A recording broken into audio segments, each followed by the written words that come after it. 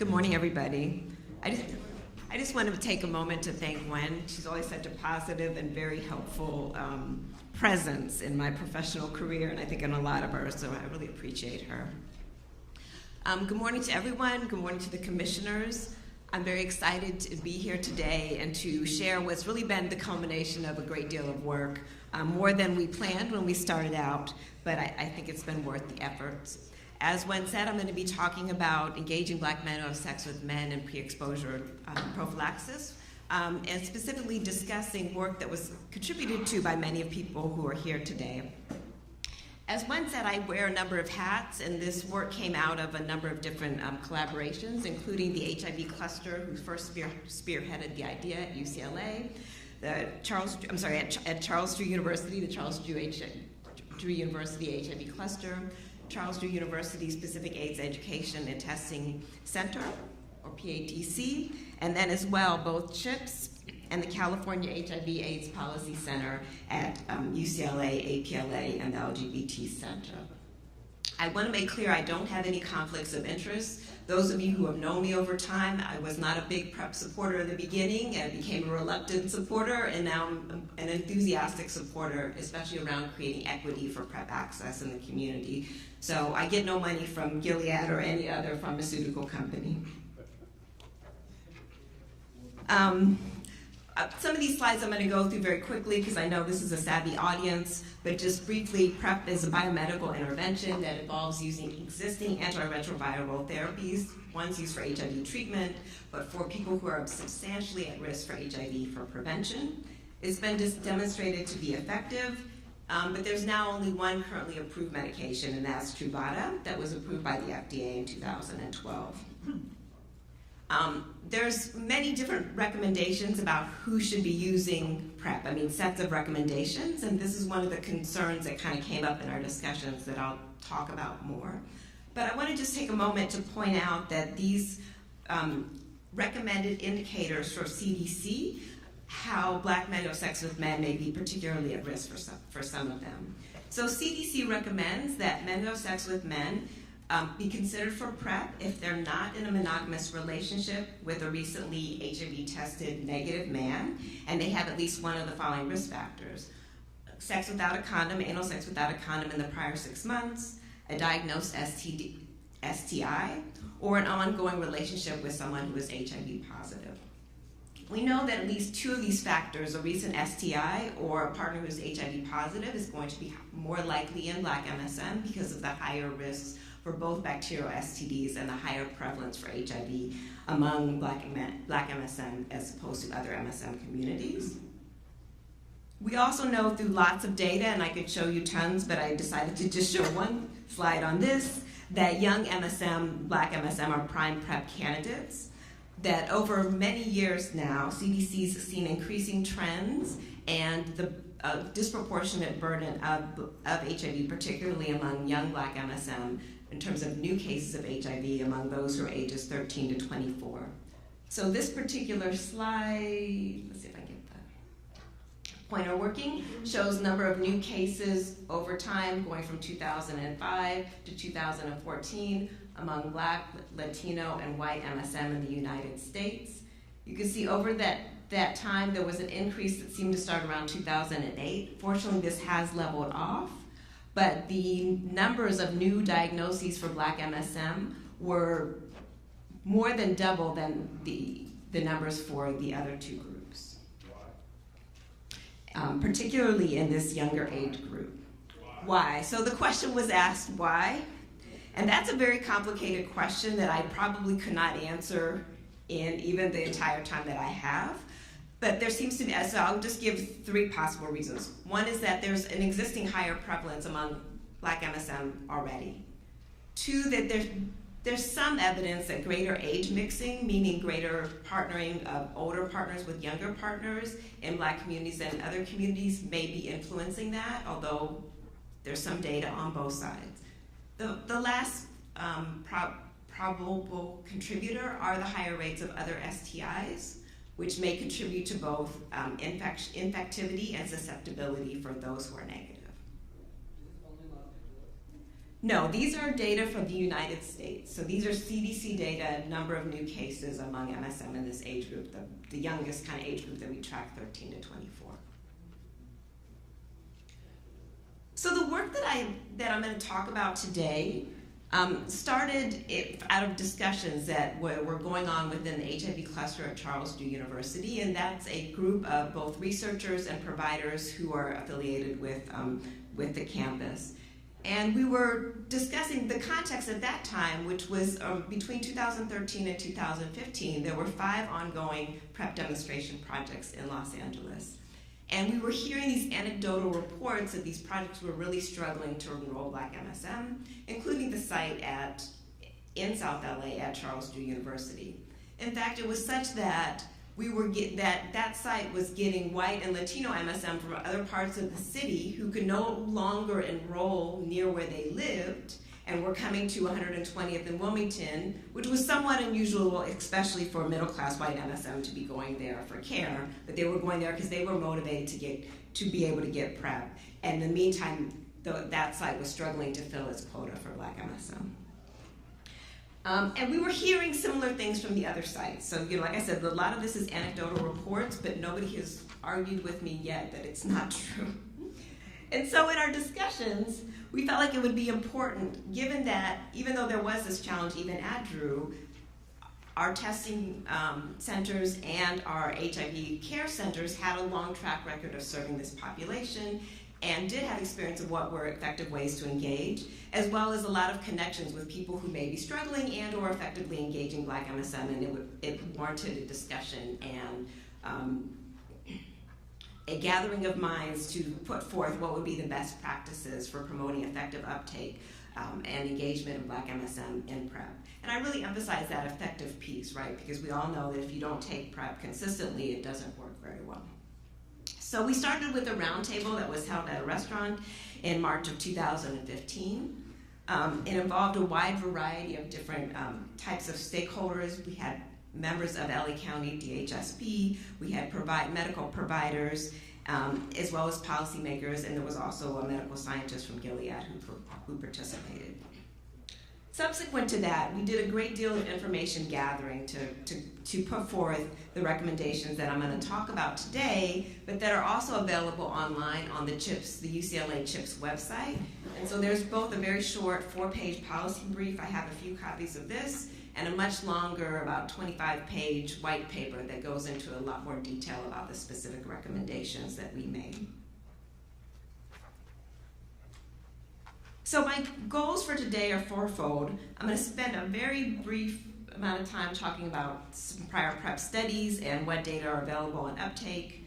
I'm going to talk more about why it is we're focusing on Black MSM, describe our process for gathering this information from experts, and then finally, hopefully spend most of my time on recommendations, and I look forward to input from this group about those recommendations.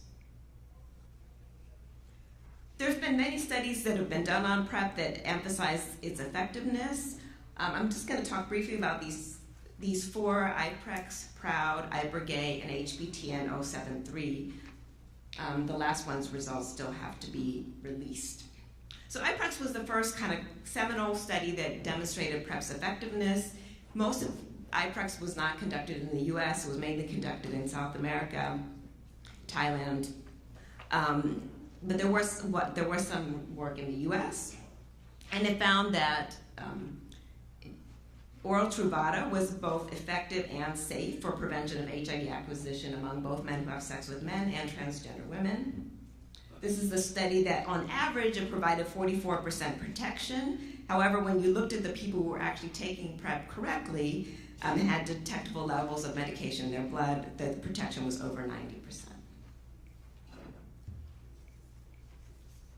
I want to spend a little bit more time, or just think a little bit about PROUD, because it was one of the studies that affected my thinking a lot more about the importance of PrEP.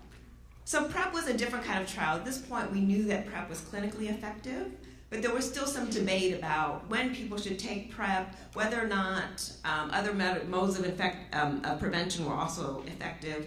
So this was an open label, and how people would take it if they actually knew what they were getting as opposed to a placebo. So this was the first open label randomized trial of PrEP. They enrolled HIV negative MSM who had had anal intercourse without a condom in the prior 90 days, and they assigned them to either receive Truvada and FTC, which I can never pronounce correctly, either immediately or after a year. And in that year, the people who didn't get Truvada did get prevention, right? They did get regular testing for HIV and STIs. And they tried to use a more pragmatic schedule, something more like the way PrEP would be rolled out in clinical care compared to what happened in these clinical trials. And what they found was quite striking. In the men that they had weight, right, and there were equal numbers that were supposed to wait and equal numbers assigned to the intervention, and those that they had weight, there were 20 new infections, an average of 9% per year new infections. Among those people who got the intervention, there were just 3 new infections, or an average of 1.2 per 100 people per year.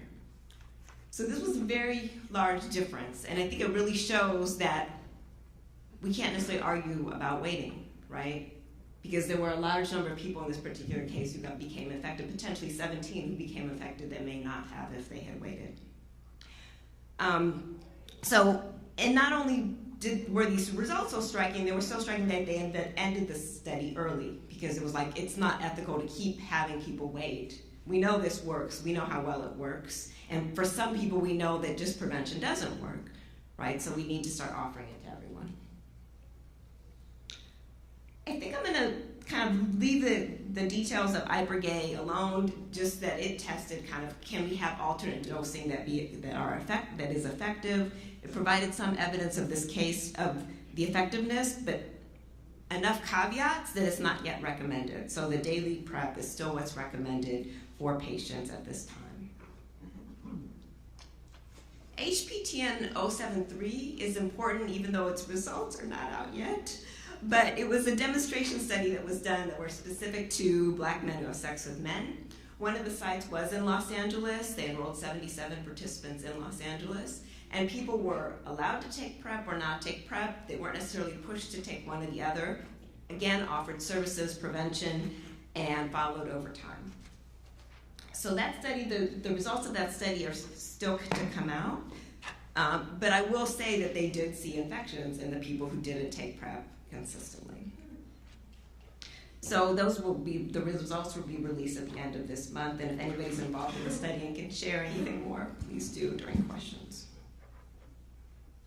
So now thinking about what all this means, right? So we have these clinical trials. We're now in this context where we have FDA approval, and there have been lots of positive changes, but obviously we were doing this roundtable because we were concerned about what appeared to be some gaps. So since FDA approval, there's definitely evidence of increased PrEP use as well as increased PrEP access, and that's been seen both at the national and the local level. And there's kind of coupled with this is the improved structural access through things like manufacturers' assistance programs that increase access to drugs, help with co-pays, etc. Increased insurance coverage, so it's now available through Medicaid and through ACA plans, as well as the LA mandate. And actually, since we did our roundtable, there's an actual LA PrEP plan. This slide shows national PrEP prescription trends. These are data from Gilead, and it shows this increase that PrEP was fairly low in 2012 and 2013 since the FDA approval. Increased more than doubled in 2014. It was projected to at least double again in 2015. For LA, I have different types of data. These are data primarily from the National HIV Behavioral Surveillance Survey, which is conducted every 3 years and involves the best, most representative sample they can create of men who have sex with men in LA County. And in this study, they also showed increases in knowledge of PrEP.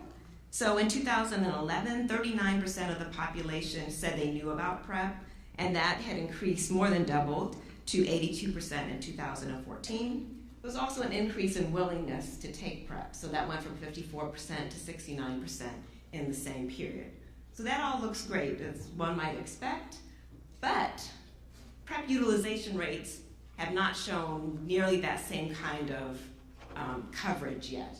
So among the very high-risk men in this population, those were like people with recent STIs or people who had HIV-positive partners. Only 8% in 2014 had ever used PrEP. And then when we look overall, at this very bottom row, you can see overall by each racial and ethnic group what percentage of the population of MSM and NHBS had used PrEP in 2014. It was 4% for whites, 3% for Latinos, 3% for blacks. So it was low overall.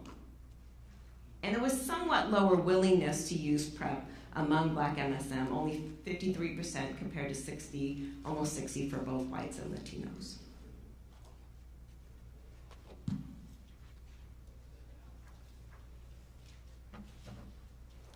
So that's our local data. There's also some other published data that indicates that further indicates there may be some lags comparing Black MSM to other MSM in terms of PrEP usage and willingness. So in a 2014 survey by a researcher by the name of Lisa Eaton, she found that 60% of HIV-negative Black MSM were willing to use PrEP, but only 7% had ever used it. And again, we had this issue of these local demonstration projects that were generally slow to fill actually they had quotas. They needed to have at least 10% Black MSM, for example, and they struggled to fill those quotas and fill their quotas for other racial and ethnic groups first.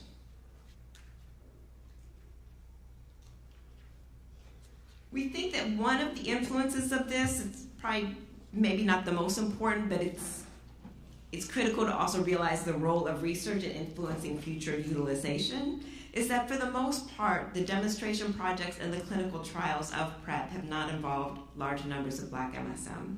So the large trial that went on, IPREX, only 9% were Black. IPREGAY was done in France and Canada, so we actually don't have those numbers. PROUD, only 4% were Black. And then we have these two studies that were done somewhat more recently, which did have nearly 40% Black MSM, but they were very small studies. This had less than 100 people. This had a total of 185 people.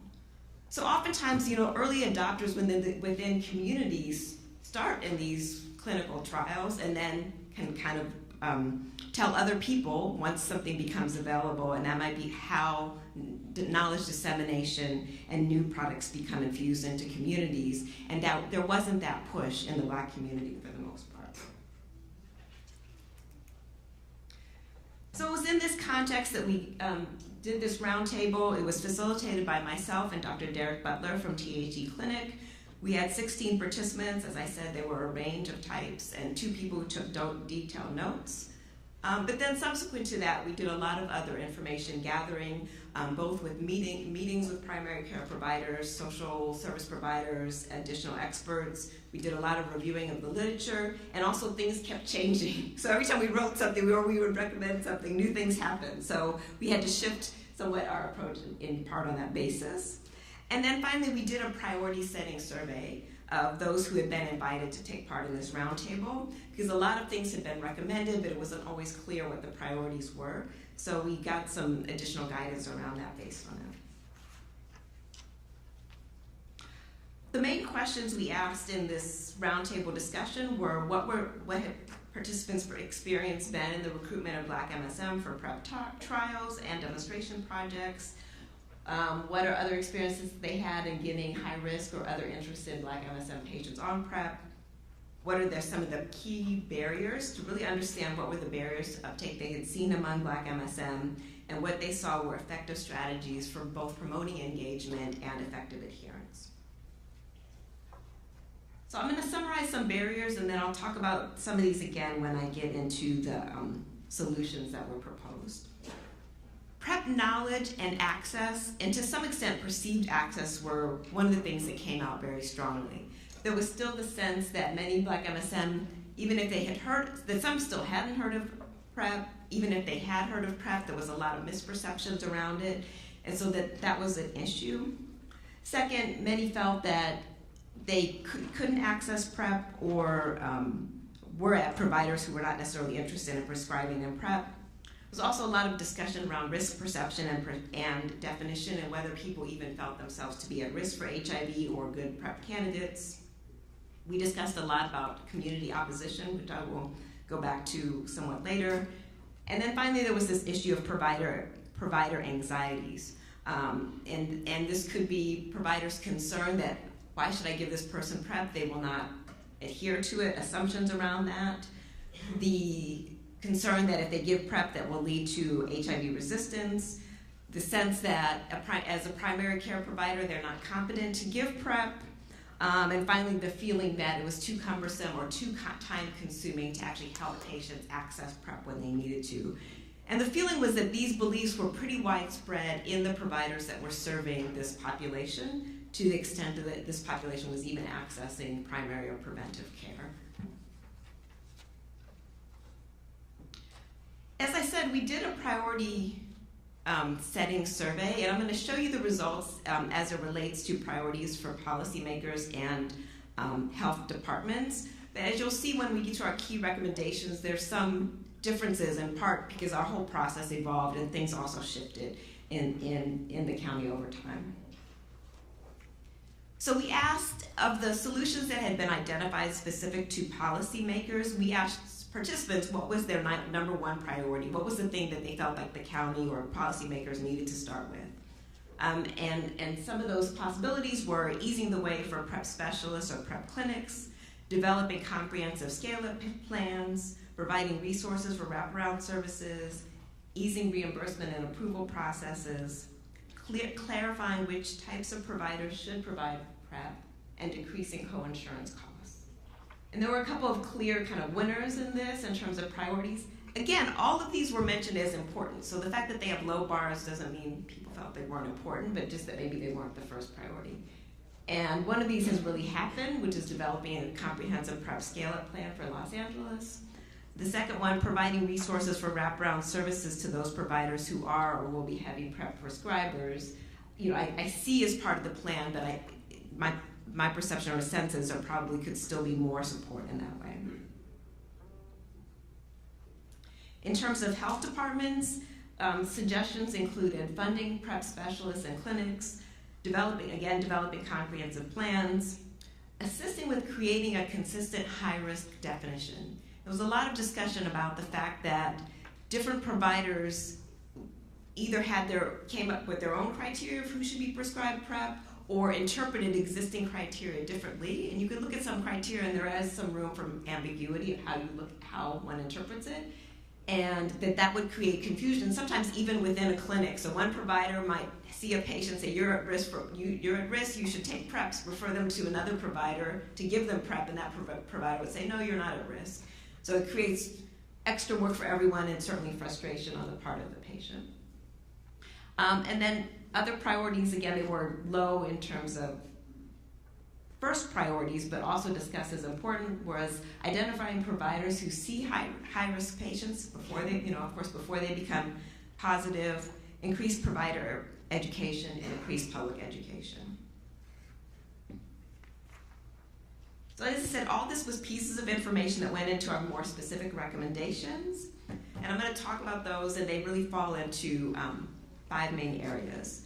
The first one really addresses a key need that was discussed over and over again in the experiences of many Black MSM, client care coordination. The second category is increasing sources of referrals and broadening potential prescribers of PrEP. Next, number 3, increasing access to pre-exposure prophylaxis. 4, PrEP education, marketing, and message framing. And 5, encouraging PrEP adherence. So as I said, our specific recommendations under number 1 really point to the very strong need for wraparound services to encourage utilization and adherence.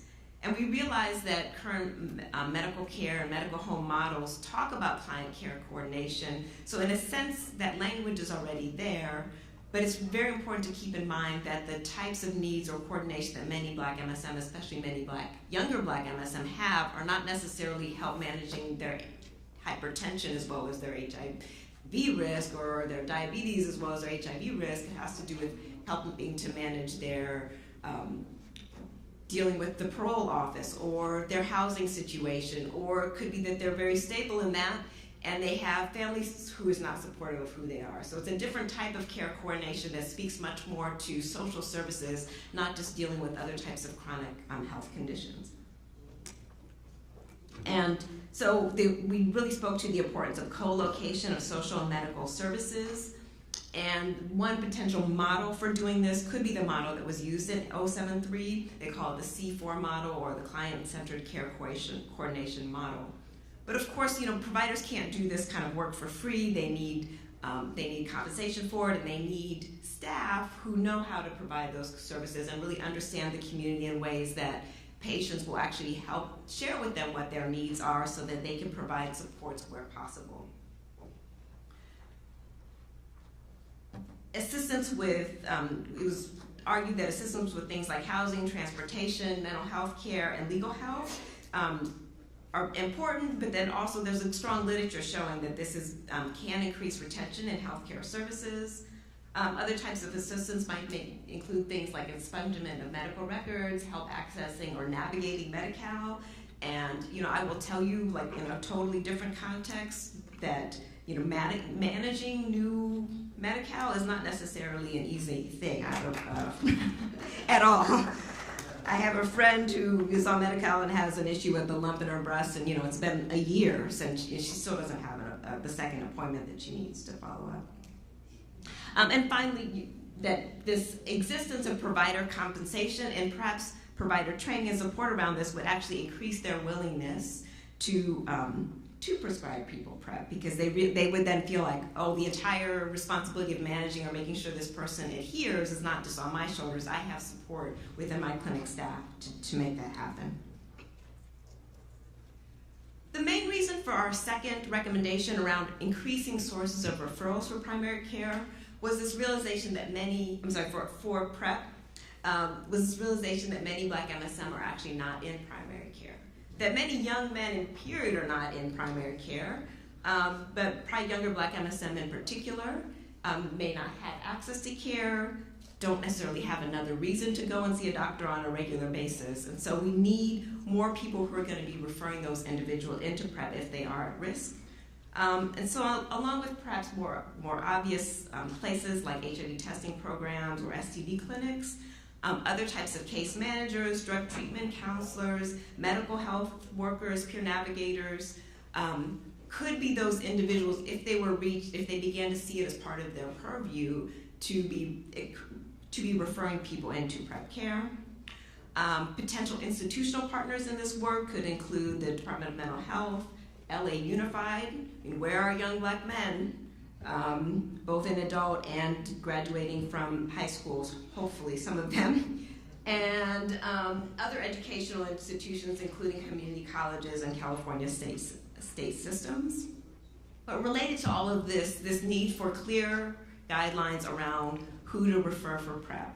And I understand probably many people look at our existing guidelines and think they're clear, but one of the things was echoed was that on the ground, it doesn't always end up feeling as clear for providers as we might expect based on how we write them maybe as a policy person or a researcher like myself. So I think I made these key points that many of the people that we're most interested in reaching for PrEP may not be engaged in existing medical systems, so we need to reach them where they are in order to promote engagement. Of course, supporting PrEP adherence was important, and we are not yet aware of real tailored adherence curriculum for either providers or patients, and we really felt like that this was a very key need, both to ensure that PrEP was effective and to avoid a situation in which providers or others put people on PrEP, they don't adhere, they get infected, and then providers kind of throw the baby out with the bathwater. They decide it's not effective, that their patients just can't do it, and don't keep prescribing it. The idea was, can we put those supports in place so we create the most optimal context for individuals to adhere? And again, some of these other agencies and types of institutions, such as Department of Mental Health and other types of mental health and social work providers, may be able to help support those efforts. We know that all the studies show that PrEP is is less effective if people don't use it. But I also want to point out that that's the same with condoms. That's the same, right? It's the same with hypertension medication. Nobody's thrown out those other meds because they don't work when you don't take them. Um, and then, unfortunately, there has been some evidence. A bit of an example of what I was saying. Both makes my point about adherence, but also about how the negative adherence can be used to detract from PrEP. So this is an image of a AIDS Healthcare Foundation ad campaign, and they talk about, overall efficacy in these studies was low due to low adherence, and that's completely true. But in this case, they also kind of use it as a reason to kind of argue against PrEP. So that continued attention to adherence and not the assumption that somehow the patients are incapable if they don't adhere. That may be true for some patients, but often that assumption is based on racist notions, unfair notions about substance users, unfair notions about people with mental health illnesses. It's really important that both providers are made aware and help to ensure that those adequate supports are there so people can adhere if they're able. Our fourth recommendation we call increasing real access to PrEP, because we came to the agreement that PrEP is accessible to most people, but that doesn't necessarily mean that it's perceived that way or that they're by the patients or by providers. And so many providers talked about these medication assistance programs being too complex. There were some providers who said they're really not that hard, but that perception was still there, and so maybe some people didn't even try to fill out the paperwork, make the calls, etc.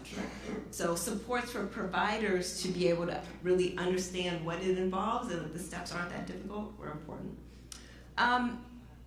Somebody can't recommend PrEP to a patient unless they know that they're at risk, and so that means things like taking a sexual history, etc.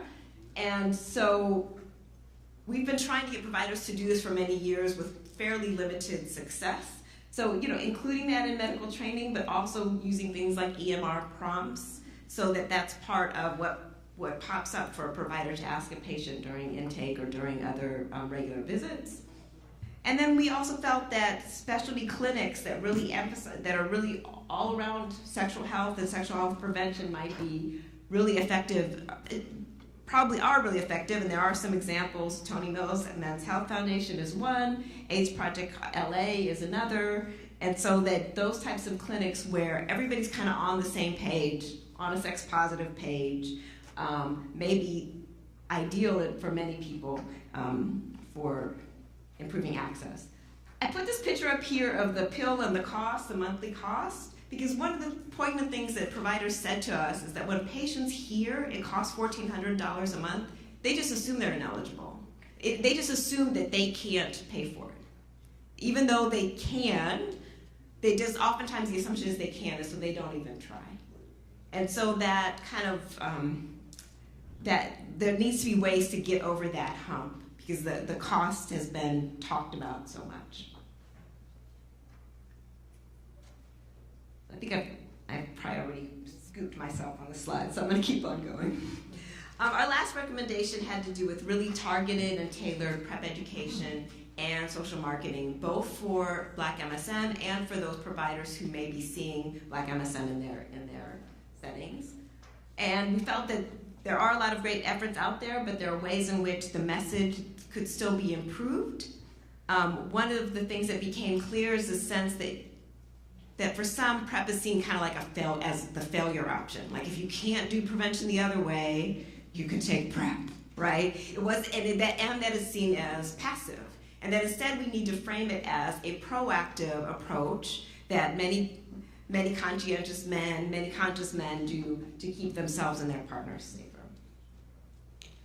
There was also this realization that some Black MSM felt like if they had stayed negative and didn't take a pill, that was a badge of honor for them. So now to take a pill to stay negative didn't feel all that great. And so those types of subtleties and cultural and community issues, there needs to be specific efforts to try to shift those, understand and shift those, and being very specific in this case to Black MSM. In terms of providers, again, it's important to really understand what are the specific concerns that providers have. Using surveillance and other data, can we identify those people who are currently seeing at-risk people before they become positive and reach to those individuals directly with education in order to address their concerns, whether it's about adherence or medication assistance or just the effectiveness of PrEP. So as I showed in the data, it does indicate somewhat lower awareness of PrEP in Black MSM. And I think along with the awareness in the future, and even in some of my research, we're not just asking, have you heard of PrEP? But really asking, do you really know what PrEP is about? Because we're probably getting to the point where most men who have sex with men, regardless of their race, ethnicity, have heard of it. But do they really know how it works, how effective it is, how often you have to take it? And there could be other benefits to increasing education and getting more people to know about PrEP, more providers to engage patients in PrEP. There's data showing that people who know about PrEP are more likely to get tested for HIV, have better HIV knowledge in general, and have lower rates of exchanging sex. And that PrEP providers, when they put patients on PrEP, actually report higher satisfaction, better communication with their patients. So we waffled on, whether this education go for providers or patients. We even talked about things like billboards for patients, and I think came down on that it really needs to be both, but that those efforts for younger Black MSM needed to engage them directly and work to get them, those who were early PrEP adopters or favored PrEP, to get them using social media or other types of efforts. I think the Sex Ready Bag, I have one, is a great example because they have PrEP information, but to get them to encourage their peers to also engage and to consider PrEP as an option. So here's some examples of things that really encourage people to, patients to educate their providers, because part of it is that they may experience resistance from their providers in this process. So we came up, out of this long set of recommendations, we came up with 4 really short-term action items for bodies like this one to think about. One is there's already a PrEP assistance hotline or warm line and directory, but to what extent has that gotten out there? How can we make sure that that reaches a wider audience, or ensuring that it reaches a wider audience? The next is what I touched on, really using data, existing data, to identify who are those potential PrEP providers who aren't currently on the directory and reaching them directly, especially if they have high numbers of Black patients. Social media campaigns that are directly geared towards and informed by young Black MSM, and then developing culturally tailored PrEP adherence curriculum. So in conclusion, I'd like to say that encouraging PrEP engagement for Black MSM will likely encourage uptake for all, and of course that's a good thing. But we're concerned that without specific efforts to reach Black MSM and without benchmarks that actually assess what's the level of effectiveness within specific racial and ethnic groups, we won't know if we're being effective. Because sure, PrEP uptake is going to increase almost inevitably, but unless we actually see how that's happening for Black MSM, as well as for other groups that are often ignored, like transgender women, that it's important to actually have that as part of the existing benchmarks. Because if that doesn't happen, then it's possible that the racial disparities that we already see will increase as opposed to decreasing. We had a lot of people who were part of this whole process, and I can't list them all, but these 8 folks helped put together and really hone both pieces, and so I really want to acknowledge them. Gerald, who did a great deal of the writing and is here, William McCullough, Arlene Leibowitz, Sheldon Fields, Dr. Tony Mills, who is here, Dr. Leo Moore, Phil Meyer, and David Lee.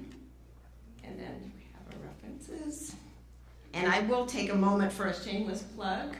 I have 2 studies that are ongoing. There's flyers back there. One is called the Females Project, and it's geared towards women.